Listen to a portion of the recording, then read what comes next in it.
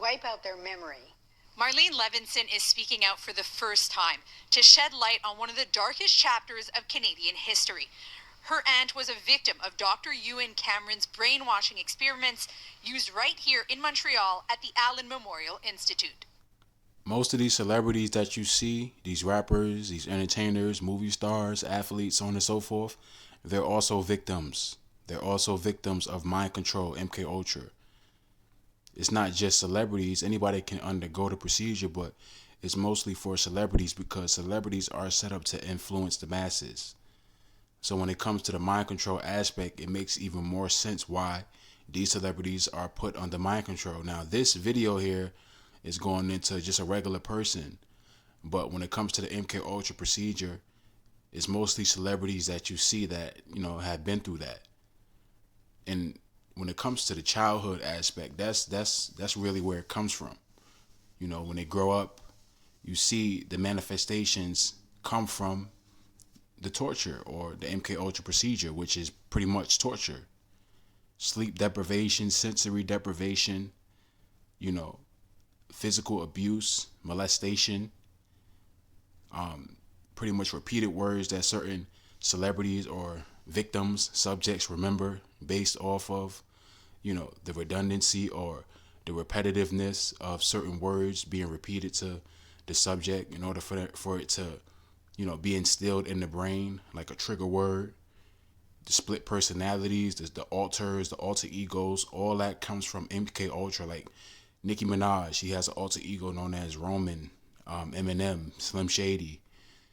All these different rappers, these entertainers. The reason why they have these certain abilities, in which is almost at a level where, it's like effortless, is because of the MK Ultra procedure. Believe it or not, it's from the MK Ultra procedure. Just like a LeBron James, where he's an athlete and you can see, his attributes or certain abilities, where it's almost at a superhuman type of level. It's the same thing with entertainers, where you have these rappers that can rap at an elite level. Where they rap fast and almost sounds perfect, even like a Busta Rhymes. Most of this comes from the MK Ultra procedure, to where it pretty much shocks the brain and enhances the brains in certain ways, and also, under a certain maintenance, just when it comes to the control aspect from the handler.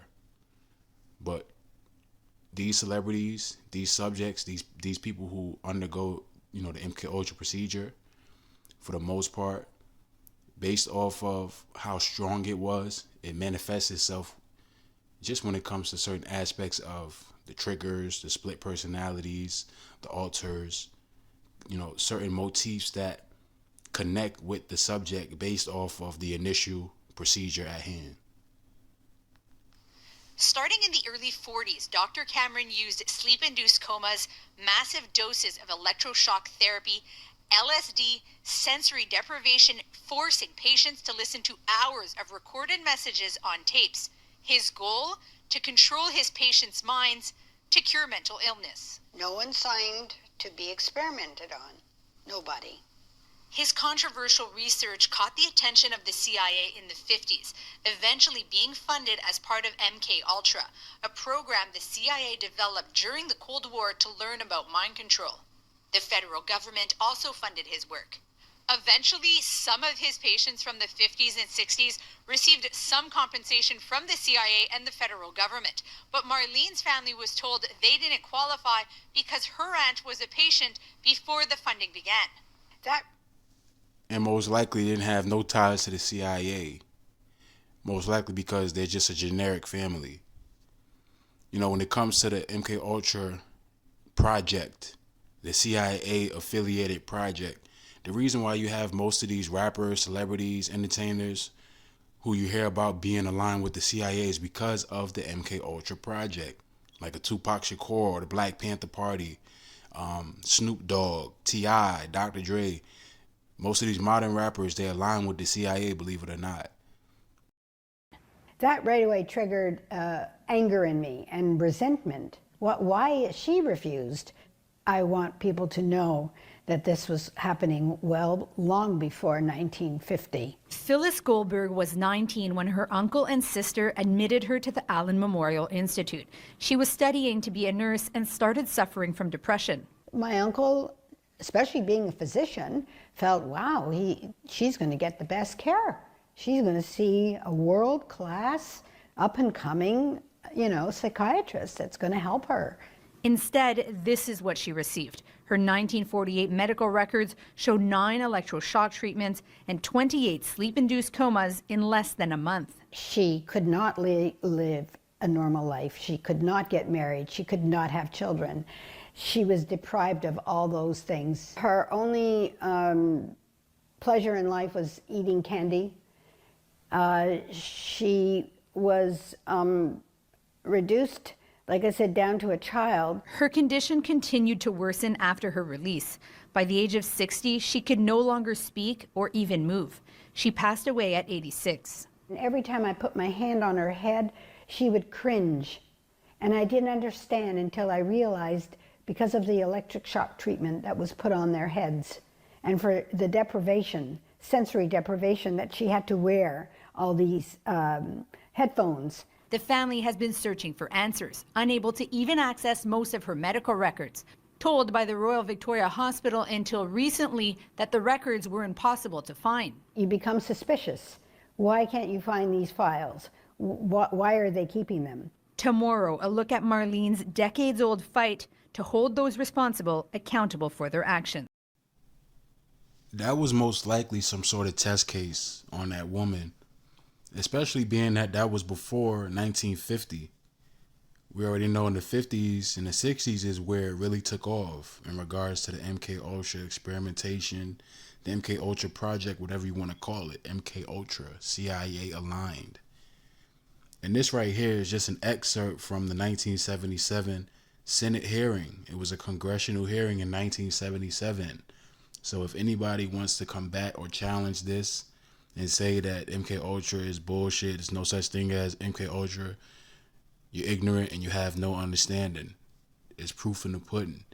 And when it comes to these celebrities, that's just more proof. It's apparent. You look at a Draymond Green at a press conference from years ago where he was just staring out in the sky. He was just all in his own world.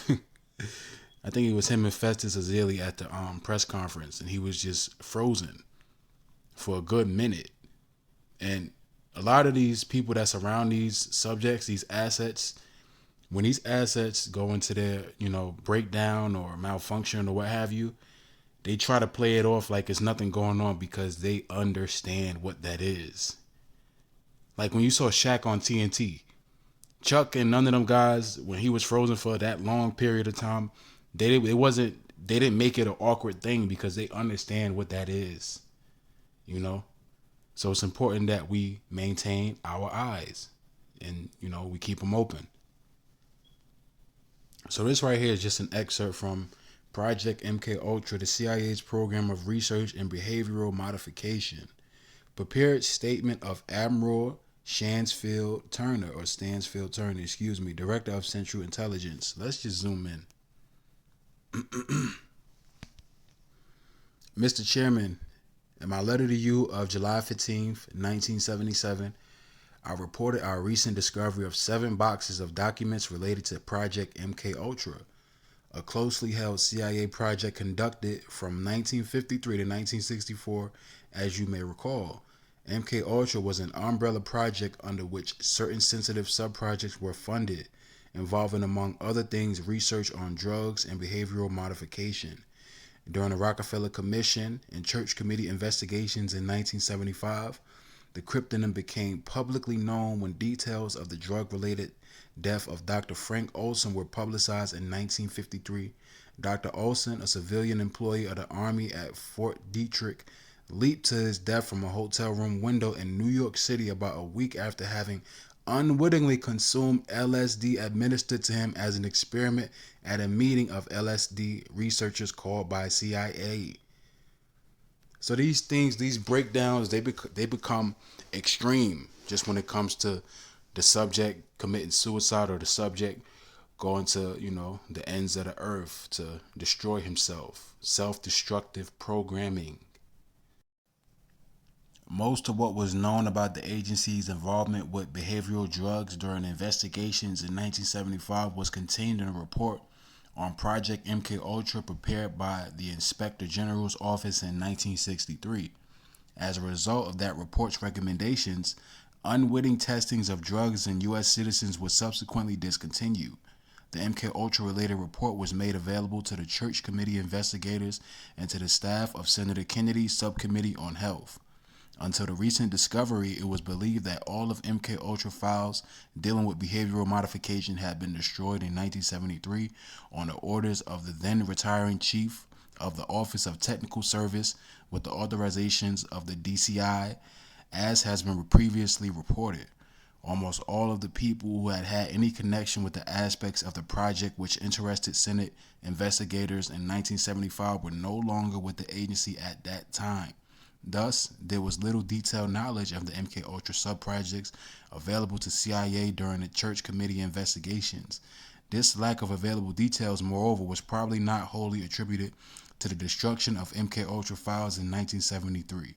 The 1963 report on MK Ultra by the Inspector General notes on page 14. So if you guys want to look more into this, I suggest that you download this PDF. Just search up 1977 Congressional MK Ultra hearing, and you can read up. It's very important that we maintain our understanding of, the sub aspects of this society, just when it comes to the undercurrents of this world, the undertone, if you will. The mind control machinations, these things that we don't really hear about, or we don't see, or that we're not privy to 100%, just when it comes to the masses at large, because I'm privy to it, a lot of brothers are privy to it. But just when it comes to the masses at large, it's important for us to maintain our understanding, because this is something that they try to keep disguised, or, they try to obscure some of the truthful aspects of it because they don't want people to have an understanding on that type of level. So if they do, they put two and two together, and they could, they can really, really have a grasp of what this society is about just based off of the context. Well, a lot of child stars grow up to be kind of messed up. They have a lot of problems sometimes, man. Alcohol, drugs, depression. How hard is it for a person growing up in the spotlight and then they get to be an adult? You know what I'm saying? Like, how hard is that life right there? Well, the thing about it is, it's not even about the life. See, we have all gone through what we don't know. What we don't know is we've all gone through this experiment, and it's kind of trippy, right? So they have your parents you, okay? You get a baby by your parents, and then the parents, right, that you don't know is your parents, has been, they take the, disappear. When they disappear, you're supposed to go ape shit crazy. It's called MK Ultra. This is what we've all been going through, and we are all just waking up from. So, you can't blame the parents, because it's a science experiment. They're just trying to do what they had to do to get out of poverty, make sure your little ass is straight. But at the same time, now they don't look like themselves anymore. Now they're free to do whatever the fuck they want, and they have to see this out, right? Yeah, that's what this is, and it's more like, if you don't know where your is, you're smoking this. If you don't know what's happened with your wife and where she is, you're doing that. You're doing this. If you don't know how to identify these demons, the eye colors and all this shit, if you don't know Leviathan, but Belphegor, if you don't know Satan, if you don't know Lucifer, if you don't know what you're talking about and how they're coming, if you don't know how to identify it, then you start smoking all kinds of shit and drinking and getting off up because you can't see it coming. Then all of a sudden you're not the same anymore either. Okay. Now notice he says we've all, because he's under this Luciferian umbrella in the industry. The majority of these rappers, entertainers, singers, athletes, whatever, They've been put under MK Ultra programming. About 95% of entertainers, these celebrities, so on and so forth, they've been put under MK Ultra programming. You know, he said that it was trippy, it's a trippy experiment, because it is based off of the procedure and, you know, what goes into it. It definitely is trippy. And then you take into account the understanding of the LSD experience, so on and so forth. So obviously, as I was talking, you guys were looking at this imagery here, or, you know, this video or whatever, of Katy Perry and her glitch, her eye glitch. That goes back to the MK Ultra procedure. This is a manifestation of, you know, what took place, what she had to undergo. Going all the way back to 2008 was when she started off. I Kissed a Girl and I Like It. Katy Perry is a play on Kitty Purry because of the sex kitten programming. The sex kitten altar, that's probably something I'm going to do in the continuation of this video, just based off of coverage. But the sex kitten altar, it doesn't just apply to women, it also applies to men.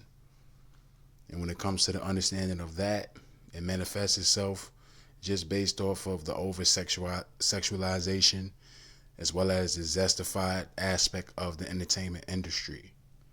Pansexuality, sexual fluidity, so on and so forth. But you see, Miss Kitty Purry, Katy Perry. Katy Perry is not even her real name. These names are CIA names, fake names. Freddie Gibbs, he got a song called CIA, and he also has a song called Fake Names. Those two songs are corollary, believe it or not. Even though they're not on the same album, those two songs are corollary. Both produced by Madlib. These guys, they tell you more than what they convey.